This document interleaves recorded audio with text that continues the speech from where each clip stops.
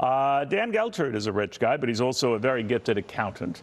So that's why I wanted to pick his fine brain on this. Dan, the IRS is making it clear we are going to go after a lot of unpaid, a lot of overdue taxes, and we're confident we can come up with hundreds of billions of dollars. How realistic is that?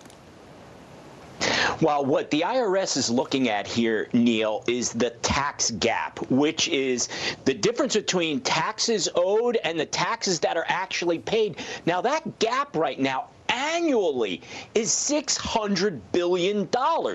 So the IRS is looking at this and saying, hey, listen, there's a lot of fertile ground here for us to go out and get that money.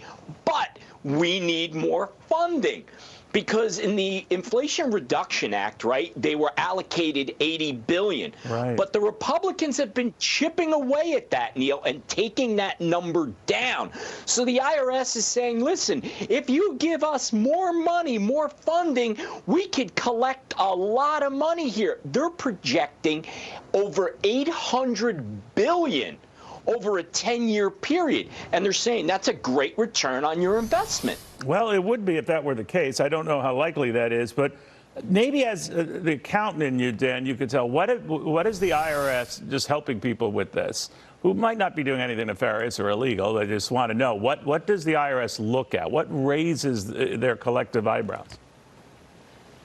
So what happens here, Neil, is when the IRS goes out and does audits, they're accumulating information specifically at where the abuses are or where errors are occurring, and they're saying, hey, that's where we can get our money from. So when the IRS is looking at tax returns, they're trying to focus in on areas where they believe they have, well, easy pickings. And some of the things that have been coming up is there's been a lot related to the earned income tax credit. Now, a lot of those people that are getting that, they don't make a lot of money. Hence, Republicans are saying, you're going after the little guy. The IRS is saying, we're going where people are not paying all their taxes. Now, you get more going after a rich person than someone who isn't, more bang for your buck. But it's hard because a lot of rich people have accountants and the like and defenses and all that, but yet a good many of them have been paying up to the IRS. We had a record collection year for the top, I think 5%. I could be wrong on that. And they say that's going to continue. So what are they looking at from that crowd? Well, from there, Neil, you're exactly right, saying, well, there's always a chance to get more money from people who have more money.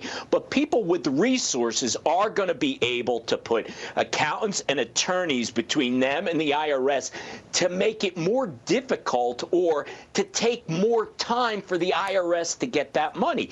The ideal situation for the IRS is to go in quickly, make an assessment, get out, go on to the next taxpayer. When you're dealing with the rich, it's not so fast that they can get the money. So they have to be really sure, Neil, that they're going to be able to get their money because it's going to take more time to fill that tax gap. What are some of the write-offs that people make or might be padding that catches the IRS's attention? Well, anytime you have businesses that are known for being cash businesses, right, Neil, that always is an area where, hey, people are going to not pay all their taxes because they have unrecorded income. And that's like the cardinal sin. Anytime people are messing around with declaring all their income, the IRS doesn't like that at all. On the other side, with deductions, Neil, you know, some of that can be gray areas. So it's not as black and white as when people are not declaring all their income. So it always goes to those types of businesses or people who have the ability to hide income. In other words, they know or have ranges for what someone makes and what they could realistically write off or deduct. And if you're beyond those parameters, they kind of put you in a separate pile. This is all computerized, high tech, I get that. And it is from that pile, whether you're very, very rich or not at all very, very rich, from which they do their targeting, right? Yeah, that's exactly it, because there's so much data that the IRS collects, and they have the ability to sort that data and say, okay, who falls outside these parameters of a certain industry or a certain profession? And when we look at that to say, you know, people in this particular business, they're generally paying this percentage of their income in tax. Falls outside of that, they're saying, all right, red flag, let's go there. Speaking of red flags, so Dan, you're saying me writing off marinara sauce purchases as a business expense might be a dicey strategy. If I were so inclined. It might be, Neil. I think you're right there, Neil. Personally, I think it's reasonable, but I don't think the IRS will go along with it. All right, we shall see. All right, it was a joke. It was a very bad joke. I don't know how I came up with that. Dan, thank you very much.